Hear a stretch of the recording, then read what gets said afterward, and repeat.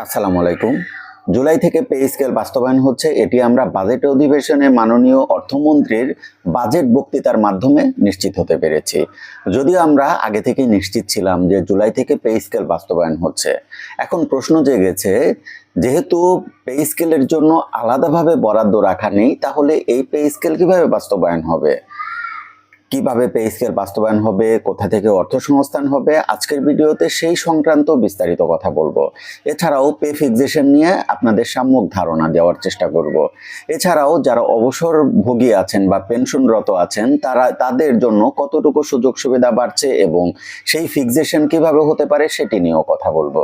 যারা এই সংক্রান্ত তথ্য জানতে চাচ্ছেন তারা আমার পুরো ভিডিওর সাথে থাকবেন। আসুন আসল আলোচনায় চলে যাই।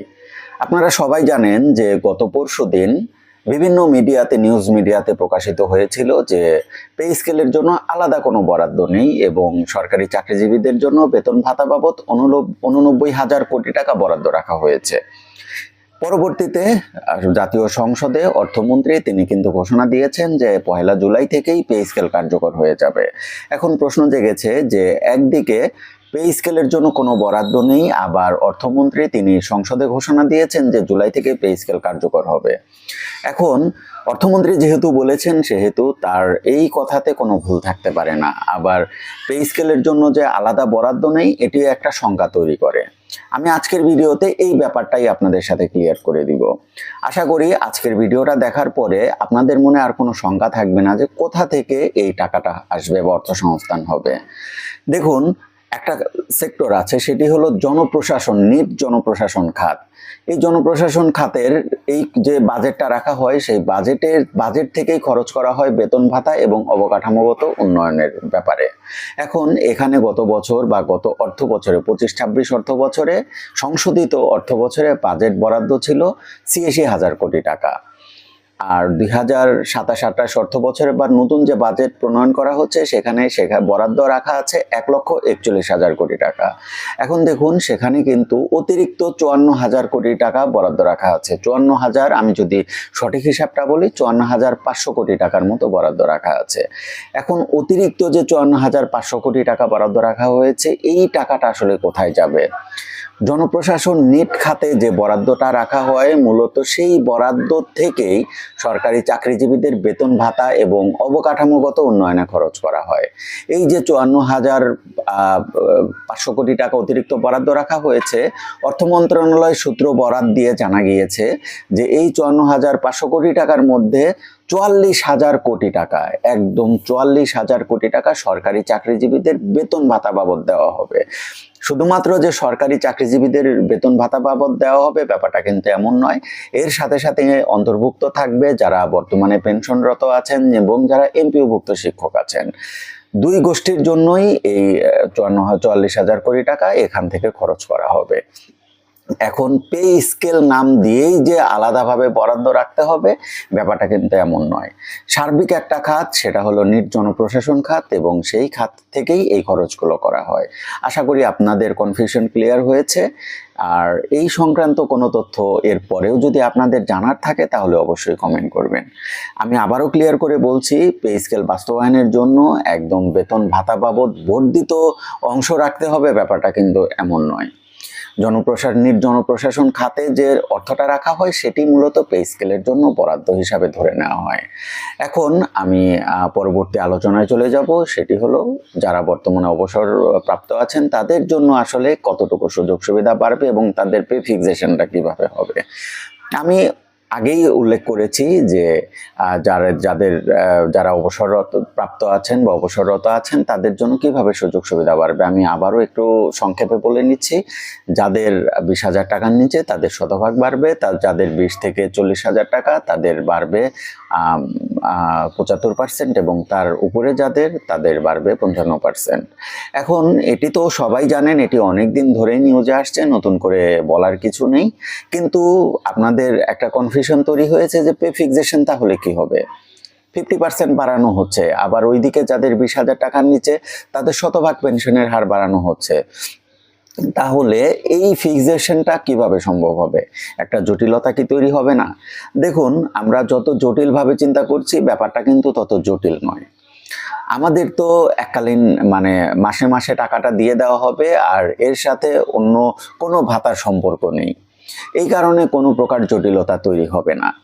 যখন অবসরপ্রাপ্ত যারা আছেন তাদেরকে এই পেনশনের হার বাড়ানো হবে এবং এই 2027-26 সালের জুলাই থেকে সেটি কার্যকর হয়ে যাবে।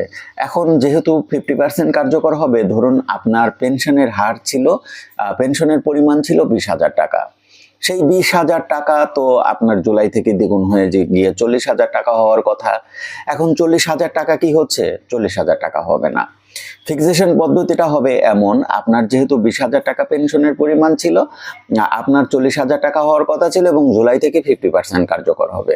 সুতরাং আপনার নেট প্রদেয় পরিমাণ হবে 30,000 টাকা। 20,000 টাকা এবং বাকি 20,000 টাকার অর্ধেক হয়ে যোগ হয়ে 30,000 টাকা।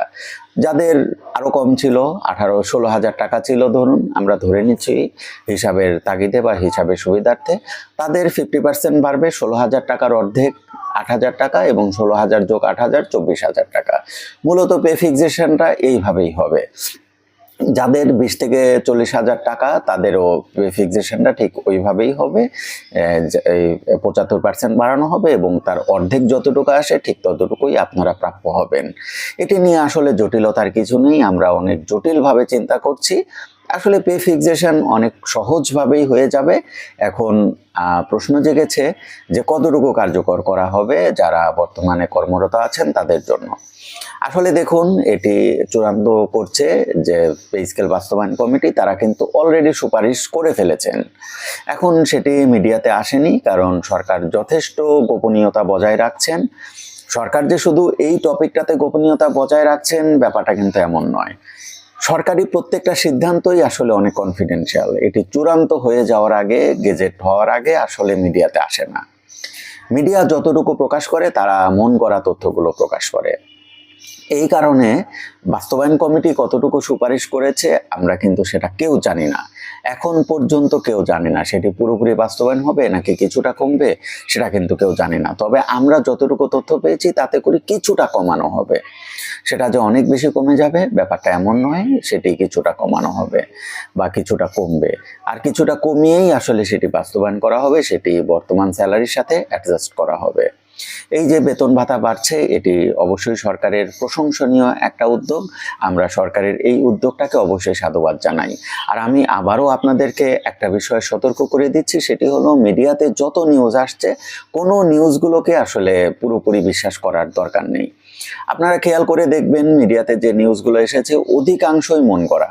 আর আরও খেয়াল করে দেখবেন যখন একটা পত্রিকাতে কোনো নিউজ আসে তখন সেই নিউজটা বাকি সব পত্রিকা সেটি কপি করে। এই ব্যাপারটা সত্যি দুঃখজনক। মিডিয়ার একটা নিজস্ব একটা স্বকীয়তা থাকা উচিত, সেটি তাদের মধ্যে নেই। কোনো একটা নিউজ যদি পত্রিকা যদি সেটা একটা নতুন কোনো নিউজ নিয়ে আসে, বাকিগুলো ভেরিফাই না করে নিজেদের মতো কপি করে। আসলে এখানে কোনো নীতিমালা আছে কিনা আমাদের জানা নেই যে একটা পত্রিকা যতটুকু নিউজ করছে অন্যান্য পত্রিকা কোনো প্রকার পরিবর্তন ছাড়াই পুরোপুরি কপি করে নিউজ করে দিচ্ছে। এখানে একটা নীতিমালা থাকা দরকার, তাহলে নিউজ প্রকাশের ক্ষেত্রে তারা আরও বেশি সতর্ক হবে এবং আমরাও সঠিক তথ্যটা পাবো। তো বন্ধুরা, আজকের ভিডিও এতটুকুই ছিল। এখন সরকারি চাকরিজীবী বর্তমানে যারা কর্মরত আছেন তাদের ফিক্সেশন কি হবে বা কতটুকু সুযোগ সুবিধা বাড়বে, যদি সুপারিশ যতটুকু করা হয়েছে ততটুকুই বাস্তবায়ন করা হয়, পরবর্তীতে এই ভিডিওটা আমার চ্যানেলে আপনাদের সাথে শেয়ার করব। যারা চূড়ান্ত ফিক্সেশন সম্পর্কে জানতে চাচ্ছেন তারা অবশ্যই আমার চ্যানেলে চোখ রাখবেন। আজকে এই পর্যন্তই, সবাই ভালো থাকবেন, সবার জন্য শুভকামনা। আসসালামু আলাইকুম।